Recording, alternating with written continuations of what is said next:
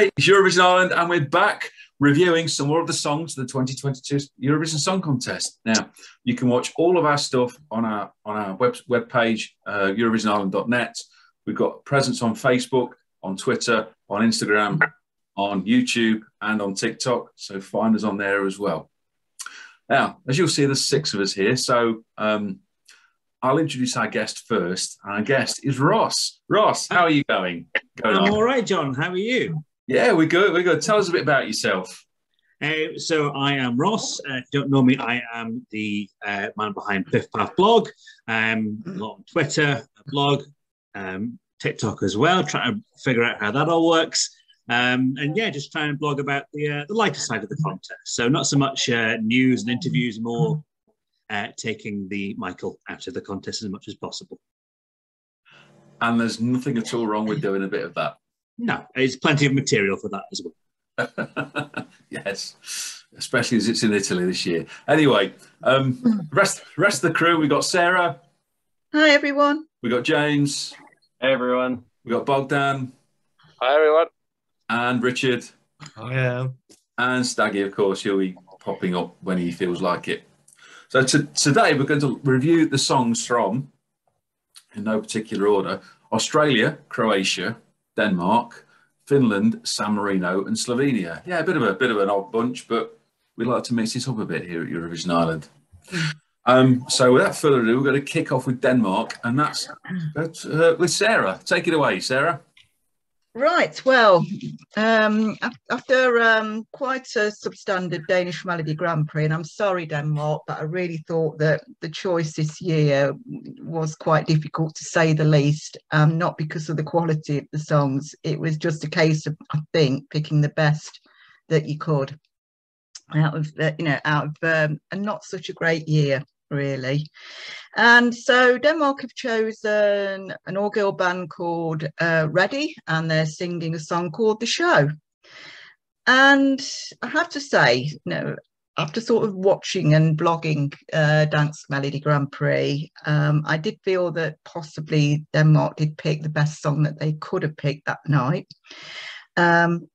Although it wasn't what I expected to win. So basically, this song starts off with, so you've got a Bonnie Tyler lookalike sat at the piano.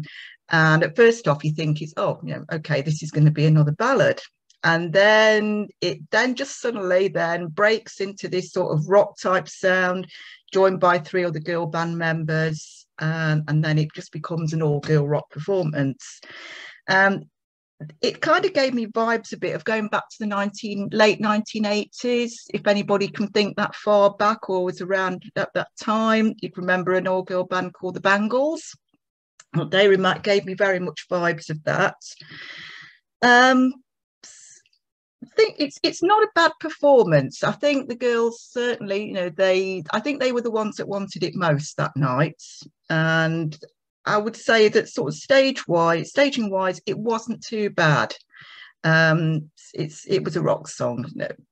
The only thing I worry about is whether it's going to stand out amongst a lot of the other rock type entries that seem to be appearing this year. And I think it does risk getting lost amongst all this. And I'm sorry to say, but I think it's borderline again whether Denmark qualified this year or not. And I feel very sad about that because I'm a fan of Denmark, being half Danish myself. And I just feel that Denmark at the moment are kind of in a bit of limbo at the moment. I kind of get the feeling that they're just playing safe every year. And unfortunately, safe doesn't win Eurovision all the time. Sorry. Thanks, Sarah. Ross, what do you think of the Danish song? I love the Danish song. I really do. I love all-female pop punk ballad to begin with and absolutely rock out towards the end. It's exactly my kind of thing. I would have also enjoyed Full Effect going to Eurovision. I think Danish rave is something we could all have appreciated a bit of at the contest, but I still think they made the right choice. I think it's a very competent performance. And probably is borderline, but I would put it borderline into just about qualifying personally. But it is, as it's right up my street, so I am biased. Thanks, Ross. James, your take on Denmark? I think the performance and the girls are definitely what saves the Danish entry this year. You just watch them and they're having the absolute time of their lives. I mean, that drummer, I'm not sure what she's on, but I want some. It's just, you know, she seems so absolutely manically delighted to be there, and it's great to watch. Musically, I do worry that it's going to get a bit lost, but we'll see. Denmark, for me, one of those countries they're going to either very, very right, or they have a bit of a miss, and I feel like this year's a bit more towards a miss, which is a shame. That's James. Bogdan, over to you. Well, I must say I enjoy their energy, and that you can see they're enjoying it. They're having the time of their lives on the stage. I'm not sure that the look of the band is very cohesive, but let's hope on the night we're going to see a great show, because I'm enjoying what I'm hearing. I'm not sure, though, if that is going to qualify, but we shall see. Thanks, Bogdan. Richard? In the ballad part of the song, you could see and hear the emotion. I didn't think the vocals were that brilliant, to be fair, and it did lack connection. But then suddenly, lead singer turns into like a Debbie Harry tribute act. But for me, it was like two songs in one. It just didn't quite work. And if Denmark couldn't qualify with last year's fantastic entry, I can't see this one qualifying, I'm afraid. Thanks, Richard. Yeah. Safe is the word I've got written down here. Safe is okay, but safe gets you sort of 7th to 13th in a semi-final. It's interesting, they seem to have taken the move from the old shuffle pop of not so long ago to more of a hygge pop, as I think. I think it's just safe. Nothing wrong with it as such, nothing offensive. But I think it might struggle. 7th to 13th, I think. Moving on, we're going to stay in the Nordic area and move on to Finland. So the next song is called Jezebel by the Rasmus, and it's written by a couple of members from the band, and it features in the second semi-final. Ross, you're leading on this one. Off you go. Well, the Rasmus competing at Eurovision. I remember the day they were announced and had In the Shadows stuck in my head for the entire day. Because as a child of the 2000s, that's exactly up my street. It's kind of the problem I have with this entry, is that you've got a band whose biggest hit was in 2003, and it still kind of sounds like that's where they are. UMK, if you compare it to where it was a few years ago when they did the Sara Alto only and Deruda only, it's come on leaps and bounds. And you could tell that with most of the entries this year. You had Bess, you had Cyan Kicks. Most of them, in all fairness, were really high standard. It's an absolute pleasure to see Finland now really kicking on with UMK. But because you've got the name recognition, because you've got one of the biggest bands in Finland, they were always going to win. And I think they won with one of the inferior songs in the selection. But then, conversely, I'm listening on my walk home from work today, and I loved it, because it's at the context of UMK, it's now in the context of the contest, easy for me to say, and it works. It's very straightforward. It's been co-written not just by the band, but also Desmond Child, who is behind Believe in Me. That was his last Eurovision penned entry for Bonnie Tyler. Look how well that went. It's a tricky one, because it's a very basic kind of alt rock song. It's not doing anything groundbreaking. It sounds like it's of 2003, but it still works. I kind of feel again how I felt about Blind Channel. It's kind of doing everything by the numbers for the genre. It's nothing that's going to break the mold, but it does work.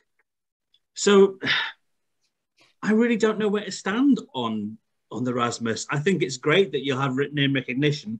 And I think on the Saturday night in May, it's going to have a whole lot of people going, oh, yeah. And, that will inevitably pick up a few points here and there.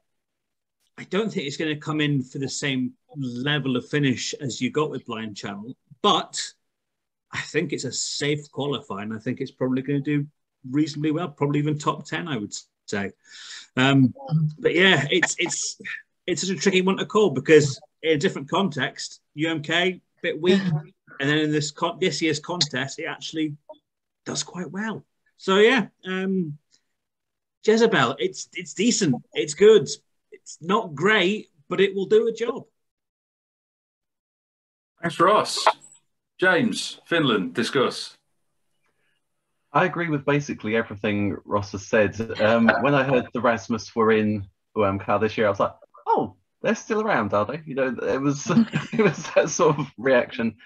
I remember in the Shadows growing up as a teenager, you know, I remember hearing that, and that sort of got me into a lot of the kinds of music I like now. So I was really excited to see them. It's, for me, yeah, it does sound like, you know, if you'd played this in 2003, we'd go, oh, you know, there's no real difference in the sounds, you know, so it is a little dated in that sense. But it's the Rasmus doing what the Rasmus are known to do. You know, it's the sound they're recognised for. I think people who remember the band are going to vote for them. So I think qualifying, no problem. Once it's in a bigger pool, I'm not sure. Part of me thinks if their fans get behind it, we could see it in the top 10. Another part of me thinks people are going to look and go, oh, Finland is sending a rock song again. Great. You know, it's not going to have the impact. But yeah, I enjoy it. I like it as a song. I am confused, though, as to how well it's going to do at the contest. James, Bogdan, what do you think of the Finnish song this year? Well, I like it. It's classic. It's Rasmus, like we all know it.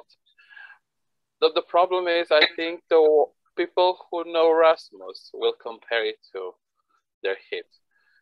And I don't think Isabel levels up. It's not quite there. But in the whole contest, for the people that don't know Rasmus and maybe don't know their music really well, it's a good rock song. And I think it has all the details to qualify. To do extremely well, no. But to qualify, yes. Bogdan, James. Sorry, Richard. To begin with, I felt it was a little bit flat, but that was only until the first chorus kicked in. And then obviously once it got going, it was very upbeat. Because there was very little lighting to begin with, I felt the whole stage production was quite dark and not very enticing. And I did feel like it lacked connection. But at the same time, because it's quite upbeat, it could qualify. But then with the amount of rock songs we've got as well, are they going to cancel each other out? It is sort of borderline for me. Richard, yeah, it's you can tell they're a band that know what they're doing, so there's no problem with the performances. They're gonna nail it every time. The sound was a bit, it sounded a bit, I'm not, dated isn't the right word, but something from maybe the 80s or the 90s, you know, the big hair bands of the 80s and 90s. It had that appeal to me, and that, nothing wrong with that because I grew up with that sort of era. So it seems like they could be appealing to people from a lot of different age groups. Love the guitar riffs. I think it's if the contest is going to carry on down that rocky path, as it were, it's sorted. Should get through to the final easily enough. Once it's there, top half, I reckon. Sarah, finish off Finland for us. Right, okay, I will finish them off, not literally, but okay, so I probably differ from everybody else, and I'd never heard of the Rasmus, but then that's probably due maybe sort of partly because it's not my kind of music scene anyway. So I was going in with a completely objective view of this, and I have to say I agree with Richard in respect to the actual staging. I think it's quite dark. I felt it could have done with a few more pyros just to liven it up a bit. But having said that, they're accomplished performers. You can see the experience there. And I think if you compare to last year, you had Blind Channel, they qualified, did very well. And I don't see why the Rasmus shouldn't either, because they've got their popularity with their fan base. And plus, I think they are going to appeal to quite a wide range of audience on the night. Thank you, Sarah. So that was our review for Finland. Our next song tonight is a song from Croatia. Hoping so. Anyway, that's right, isn't it, James? Yes, Croatia. And that's called Guilty Pleasure, and it's by Mia Dimšić. I think that's how it's pronounced. And she's co-written it with Vyacheslav Dimler and Damir Bacic. I hope I've got that right as well. She's performing in the first semi-final. And James is kicking off with this one. So yeah, Guilty Pleasure. I mean, that's something a lot of Eurovision fans know a very big deal about. For me, watching it at Dora, it was a nice standout moment. I believe it's the last song that performed on the night, and I remember thinking, oh, that's sweet, and then sort of, started thinking, right, who's going to win this thing? It didn't strike me as a winner at the time, but then looking back at it, I was like, okay, I can see why it won. Mia is very, very sweet, and she gives a lovely, very gentle, very intimate performance. Sort of looking down the camera, she's got her guitar. Am I the only person who's thinking that never mind having a rock contest this year, we seem to be having very much a country contest? I'm hearing lots of guitar riffs and everything. I'm like, we are going to Turin, aren't we? It's not Alabama. Good, I'm just checking that.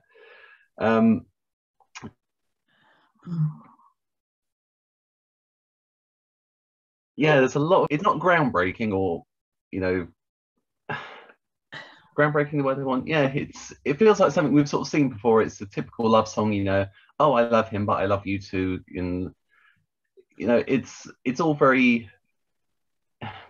I'm sort of struggling because on the one hand I'm thinking, it's stuff that we've seen before at Eurovision, so it's not new or shocking or different, but it's still quite a sweet example of it, and I like it. I do enjoy the song.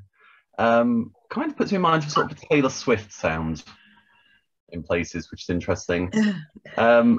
Qualifying, I must admit, I'm not very optimistic. I think there are a lot of very in-your-face songs in the same semi-final, and I think something that feels very safe and twee and sweet is going to get gobbled up by walls and trains and Latvians shouting at you to eat your salad. So I'm really sorry for Croatia, but yeah, it's lovely, but unfortunately lovely doesn't win Eurovision. Thanks, James. Bogdan, what's your take on the Croatian song? Well, I didn't want to use the same words, but on my notes it's like sweet and inoffensive. Yeah, I enjoyed listening to it, but even though I listened to it a couple of times, I can't tell a single word from the chorus or anything. Like, it's totally forgettable.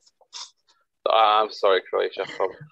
From this point of view, like for this reason, I can see they might struggle to qualify. Bogdan. Richard, over to you. Vocally, it's okay. And she has connection with the audience and camera. Yes, it's an overall simple stage performance, but actually thinking about it, that might be something that stands out amongst all these rock acts that we seem to be coming. But for me, it does miss a bit of a wow factor. I can't put my finger on what it is, but it is missing something. Richard, yeah, I watched it and thought she's channeling her inner Laureen there with that sort of stage performance that's going off, but without the mumbling. It's just a very safe song. I sort of got maybe between 1.5 minutes and 2 minutes into it, and I was thinking, what am I going to listen to next? I just couldn't focus on the song for the whole 3 minutes, I'm afraid. And along with its safeness, it's pleasant, but safe and pleasant doesn't win Eurovision. In fact, it might not even get you out of the semi. Sorry, Croatia. Sarah, can you say something good about Croatia? Yeah, okay. So for the positives, I think it's really nice. It's sugary sweet, very pleasant. The staging is simple, but then I think a song like that needs simple staging. I don't think you'd be wanting sort of anything sort of too drastic there. She's a nice looking girl, sort of vocals, nothing wrong with it. But I think the problem is that, as everybody else has said, it's nice, it's a safe song, and unfortunately nice and safe, don't tend to do well at Eurovision at all. And I do agree, I think it will struggle to stand out and qualify, because there's quite a lot of bangers in that semi-final. Yeah. Thanks, Sarah. Finally, Ross, what do you think of the Croatian song? Well, I had a little look back. I take notes for every song that comes through in the first listen for the national finals, just so I can remember how I felt when I first listened to it, because that's how most of the viewers will come across. I usually take a few sentences here and there. I wrote one sentence for this, and it's, "This is an average song." And that sums it up. It is perfectly average. It is 5 out of 10. It's down the middle. No one will love it. No one will hate it. It's not unpleasant. It is perfectly fine.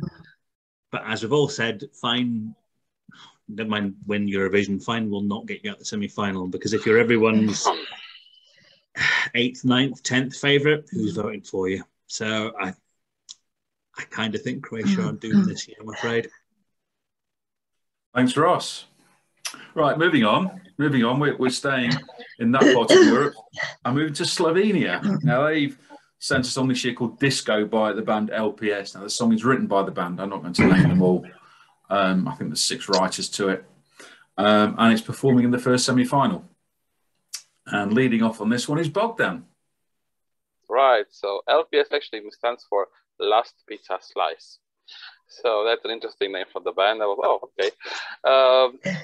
Who doesn't want the Last Pizza Slice, to be honest? Well, everybody does. But I'm not sure for Eurovision. The song has a retro feeling. It's funky, it's a bit jazzy, it's a bit disco. And it's, in a way, it's refreshing to see such young people singing this kind of music, because it's a bit unusual. Having said that, even though the song makes it up along at some point, it doesn't engage a lot with the audience. And for a song that is called disco, you don't have lots of movement in it. And even though the song in its lyrics talks about a guy that is going like to a breakup and seeing the other girl that's with someone else, and he's only dreaming that he can get her back. The people not knowing the lyrics in Lithuanian, Slovenian, I don't know why I said that, in Slovenian, they won't understand the whole idea, the whole point. So you have a song called Disco, and there's not much going on, and even more in the middle of the song, you have a slow down version. That can be used obviously to connect more with the camera, but I'm afraid that the viewer will be a bit confused about this ending. So I'm not so sure about its chance to qualify. Bogdan. Richard, Slovenia, tell us what you think. Right. When I first heard the start of the tune, I thought, is this 80s coming back, the Estonian entry from 2003? You know, the tune sounded a little bit similar, but yeah, the lead singer sounded quite a bit flat, and it just didn't have that wow factor for me. It was just missing the grab the attention sort of thing. So I can't see this qualifying, I'm afraid. Thanks. Right. I had a listen. It had me tapping my foot.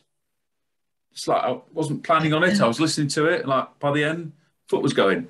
And the foot tapping is always usually a good sign for me. It's a song, you know, I like it. It's not bad at all. It's pleasant. It's not going to win. Sorry, Slovenia. It's not going to win. It could spring a surprise by easily making the final. Just because of what other people have said, it's a young band performing something that you wouldn't necessarily expect a young band to perform.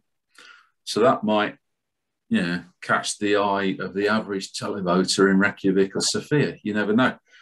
And I like the fact it's in Slovene. That's always a plus point for me. So, yeah, sort of a thumbs up from me. Over to Sarah.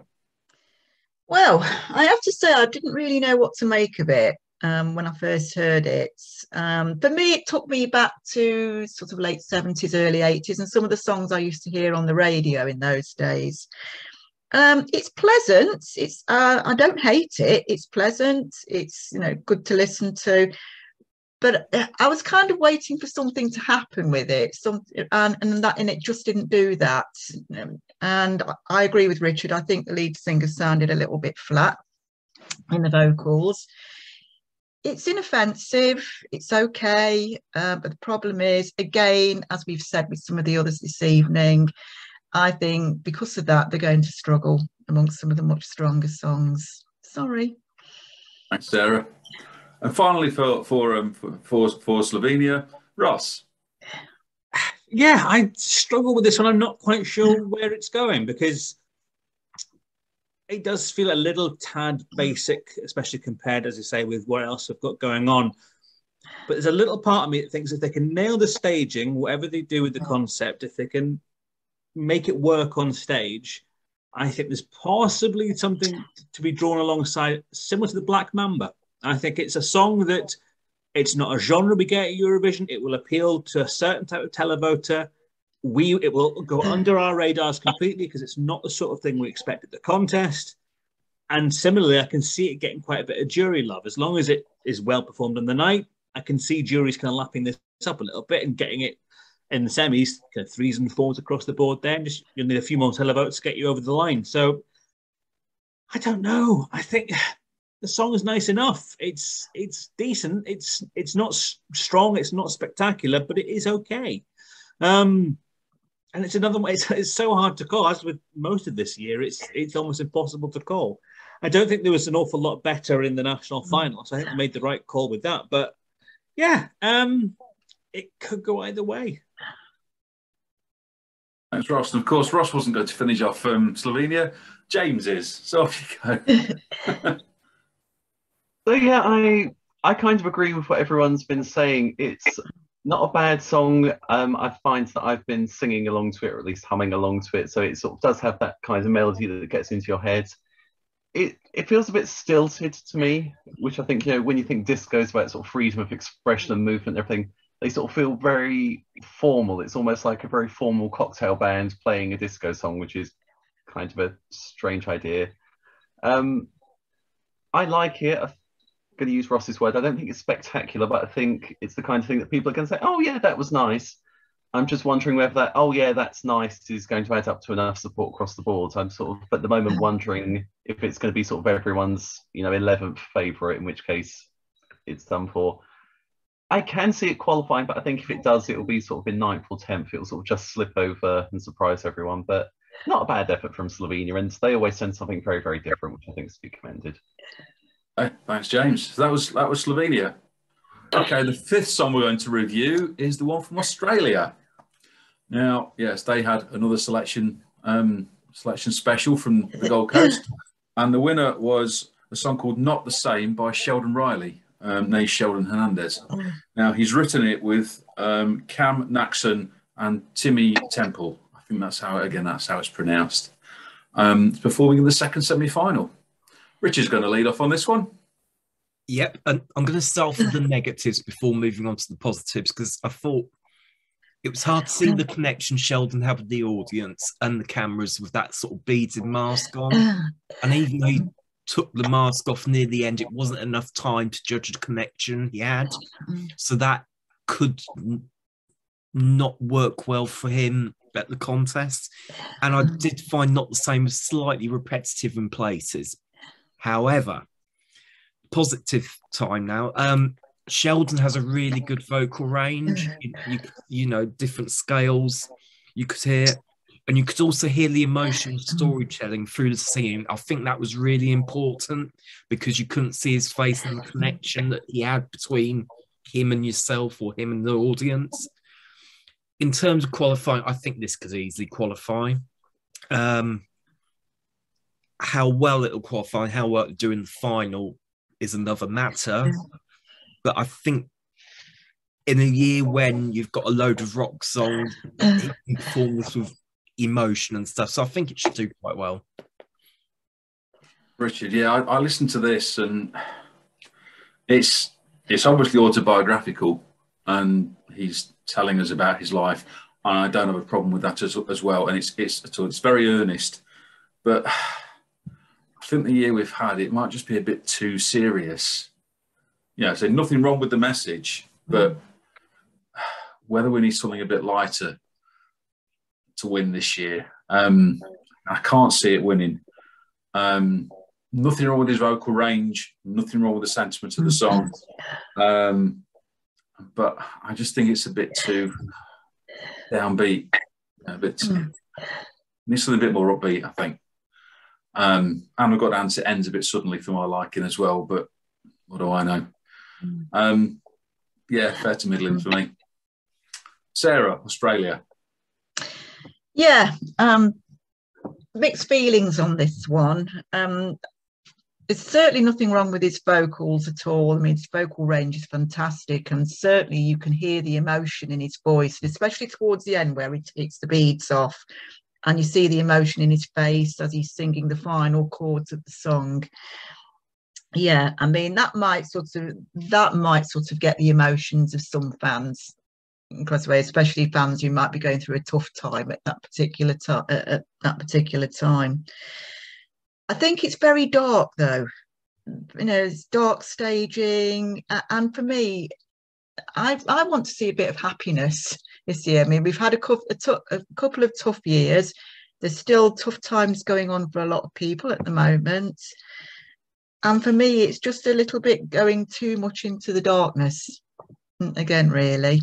And I'm not sure that Europe are going to get this at all. It'll qualify. I don't think I'll have a problem with that. Whether it will win, maybe top 10 at the most. Yeah, it's one of those that could go either way, I think. I wouldn't like to put a bet on it. Let's put it this way. Thanks, Sarah. Ross, what do you think of the Australian song this year? Well, the Australian national final, first of all, was, again, very strong. Unlike maybe Slovenia and Croatia, you had 3 songs, because you also had Voyager and you also had Jaguar Jones, which I think all would have made spectacular Eurovision entries. Because Sheldon was my least favourite of the 3, I didn't really listen to it until relatively recently, again, to try and pick up again, getting back into the contest. And everyone seems to be making the point of, there's a lot of rock songs this year. I think there's more sad man songs than there are rock songs. I think there's more emotional, overwrought, kind of sad, not necessarily ballads, but certainly sadder pop songs, sadder ballads going on than there are rock songs.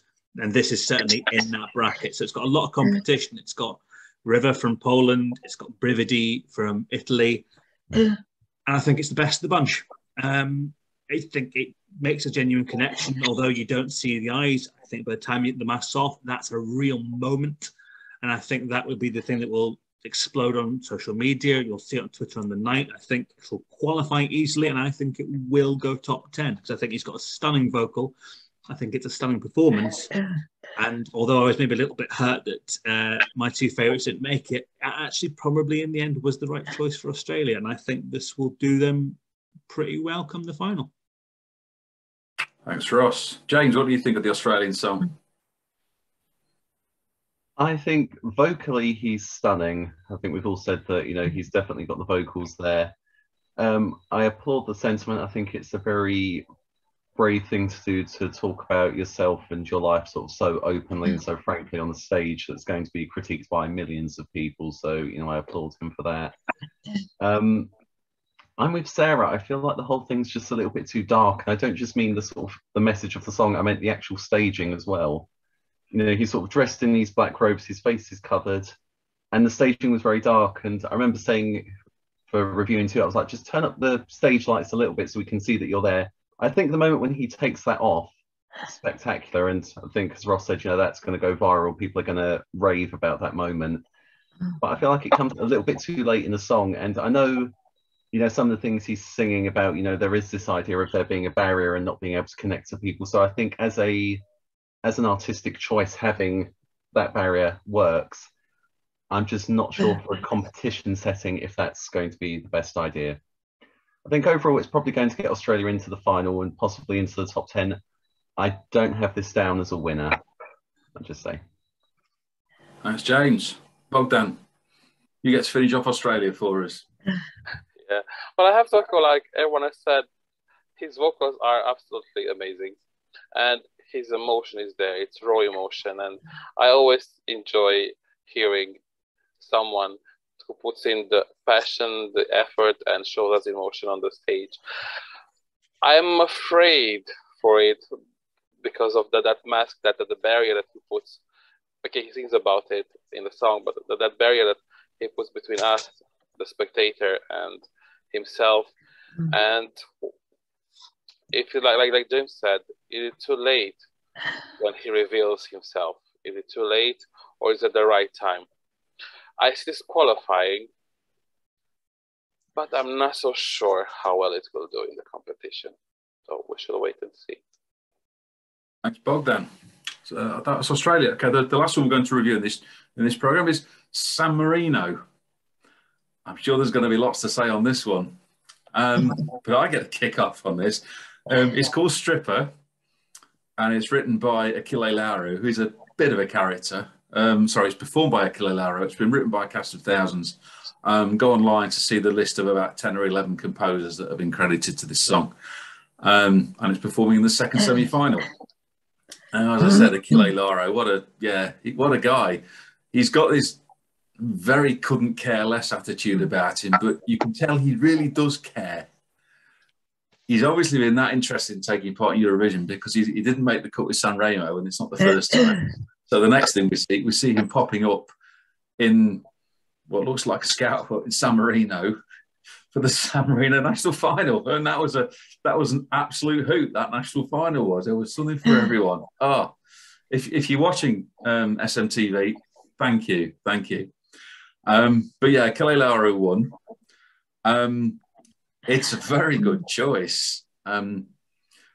He's obviously trying to channel it a slightly sort of Måneskin vibe, but then again, he's a unique character in himself. The song itself, it's an amazing lyric. If you look at the lyric about what he's thinking and what he's saying and what's happening in the lyric, it's just amazing. And I get echoes of a certain song called Rock and Roll Part 1 from 1972. You'll have to Google it because the performer of Rock and Roll Part 1 is a bit of a controversial character, but so we'll quickly move on from that. It's in Italian and English, which I had to check up on. You can tell the way the song's going to go, but he's one of these characters where you don't quite know what he's going to do next. And that draws you in for the entire 3 minutes. It's like, what's he going to do? What's he going to do? Oh, okay. Yeah. What could possibly follow? And again, his band are just, a joy to behold. There's like something for everyone there. This is the whole package. I mean, whether San Marino can actually pull off a win, that would be absolutely hilarious. The contest will just be held in San Marino next year. They'll just put a big room and hold the contest there. Can it win? It's going to make the final. Easily going to make the final, because even if the jury's on that hot on it, the televoters are going to absolutely love this when they're watching on a Thursday night. It's brilliant. I absolutely love it. And every time I watch the video, I see something different that I didn't see the previous time. So anything could happen. Sarah, what do you think of the song by Achille Lauro? Well, I think he's going to ruffle a few feathers, I think, to say the least. Oh, yeah. What you're getting here is 3 minutes of fun, entertainment. The guy's got charisma, stage presence. He totally owns that stage. No doubt about it. And for me, it's kind of a mix. It's a mixture. You got your rock, your punk, including slapping some comedy with that. And you've got the full package. It's entertaining, and it's going to grasp the audience in the arena. It's going to appeal to the televoters. San Marino, I think you're onto something. You're going to make the final easily, I think. Yeah. Thanks, Sarah. Ross, give us your views on San Marino. San Marino aren't something. If this is the model going forward now, they have a 5-day-long national final full of anyone and everyone, and then you just get one of San Remo's offcuts to come and do it anyway. I'm on board for that for the forthcoming. Do it every year. Brilliant. Achille Lauro is going to beat Eurovision, and that is a bizarre thing to say out loud. It's going to be a moment to remember. And if Sheldon taking off his mask is going to break Twitter, then Achille Lauro is going to break the entire internet. Move over Kim Kardashian, here comes Achille Lauro. It's spectacular. It's sexy. It's filthy. It's dirty. It's rock. It's glamorous. He's just an exceptional performer. And it's a damn good tune. It's a proper kind of rock stomper. It does the job. I never even thought about them winning. I just want them to get over the line and qualify. As long as they're in the final, as long as that's there on Saturday night, 1st or 25th, I don't care. But as long as we have that on Saturday night, it will make the Eurovision Grand Final a better show. Thanks, Ross. James, what's your take on the song from San Marino this year? Oh, he's a showman and a half. You know, you just have to watch it. And I completely agree with what you said, John. There's this sort of element to him of, you know, you're not quite sure what he's going to do next, which I'm sure the EBU are going to have an absolute riot with in Turin, but we'll see what happens there. Yeah, he's very charismatic, and I think the televote are going to love him. I'm not so sure what the jury are going to make of this. There is a tiny little bit of me that thinks, you know, this is a very similar sound to Måneskin. It's sort of a similar genre. Are people going to look at it and go, you know, oh, we've had this, and sort of overlook it? But the thing is, when I think that, I was like, he just sells it so well that I wouldn't be surprised if San Marino did qualify. I mean, winning, that would be interesting. I haven't considered that either. And I'm just thinking, oh, you know, could they be the smallest country to win Eurovision and host it? It would be interesting. That's James. Bogdan, over to you. Well, definitely a performance we'll remember, and I can't wait to see what we're going to see in Turin. Well, honestly, I'm looking forward to seeing it. So, like James said, I'm not sure if the jury is going to show so much love towards it, but the fans should, the public should send them through the final. But I'm not sure about the jury though. But we shall see. I'm just looking forward to seeing on the stage. Like, come on, show us what you got.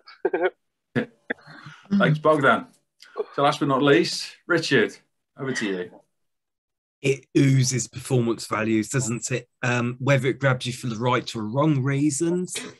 It's very sensual in places, let's put it like that. It is upbeat and there's good vocals.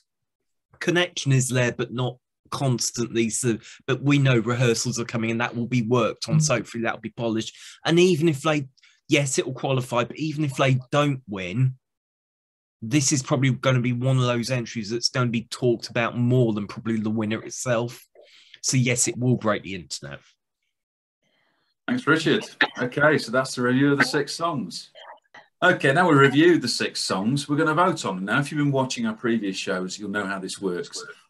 We're each going to give it a score out, each song a score out of 10. And because there's 6 of us, we're going to discard the worst score, which means each song gets a score out of 50. And these scores out of 50 will all be put together with the other reviews, which, if you've not watched them, please do. And we'll try and pick a favourite from Eurovision Ireland.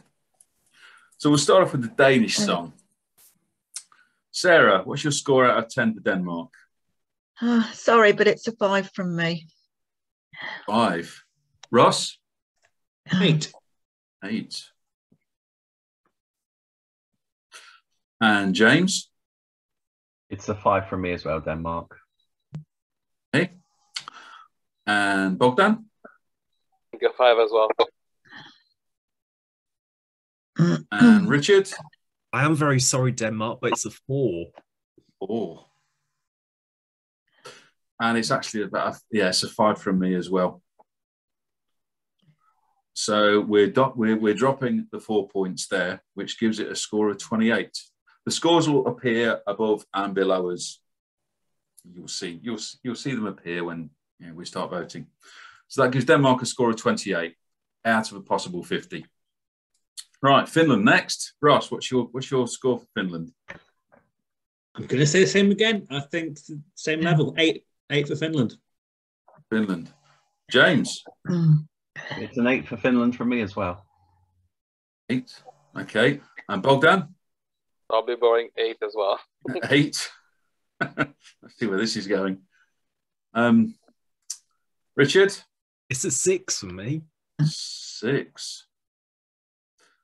I think it's worth an 8 as well. And Sarah? 7.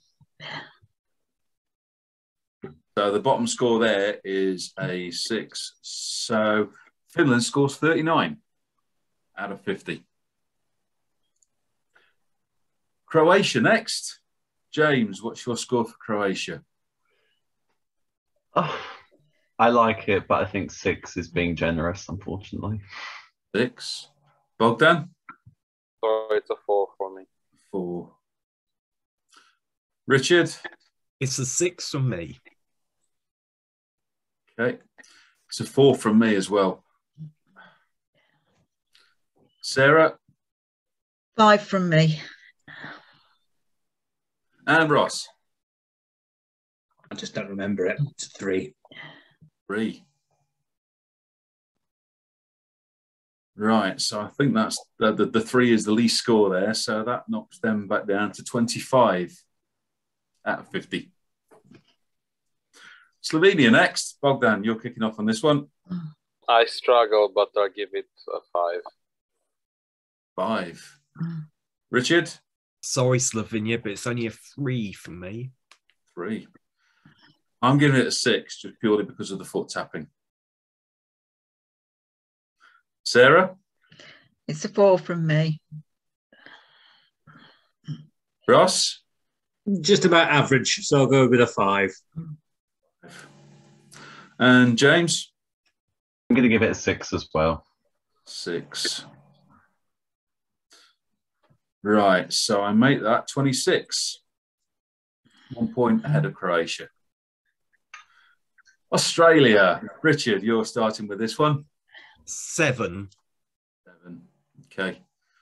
He's getting a 5 from me. Sarah? I'll go with a 7. Okay. Ross? I'll go with an 8. I think he deserves it. James? It'll be a 7 for Australia. 7. And Bogdan? 7 from me as well. 7. So we drop the 5 points, so that's down to 36. Finally, San Marino. I'm going to give it a 10. Sarah? I'll give it a 9. 9. Okay. Ross? I never give perfection. I don't do 10, so I'll say 9.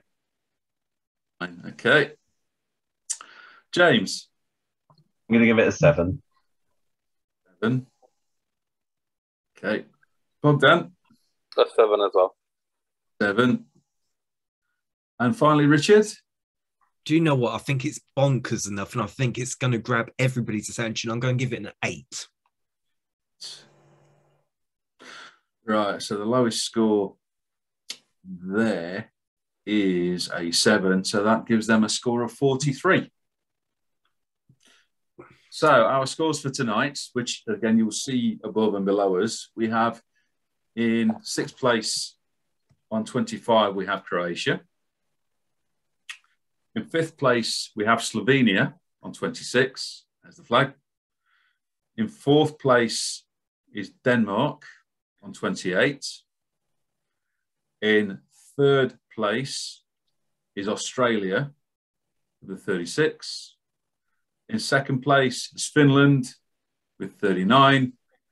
And our favourite tonight is San Marino with a 43 out of 50.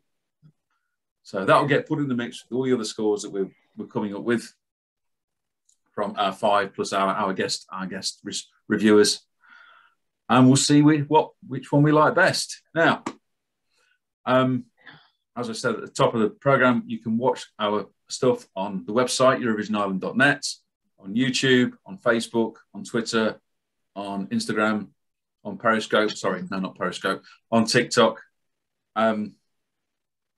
Tell us what you think. Do you agree with our reviews? Are we missing a trick with one? Have we overmarked one? We'd love to know what you think. So I know we didn't have much to say tonight, but yeah, he has his favourites. So thanks for watching. We're going to sign off now. So it's goodbye from Sarah. Bye, everyone. James. Bye, everyone. Bogdan. Bye, everyone. Richard. See you all soon. And from our guest reviewer, Ross. Thanks again, Ross, for joining us. Thank you for having me. Tell your friends about Eurovision Ireland. Thanks, folks. Goodbye.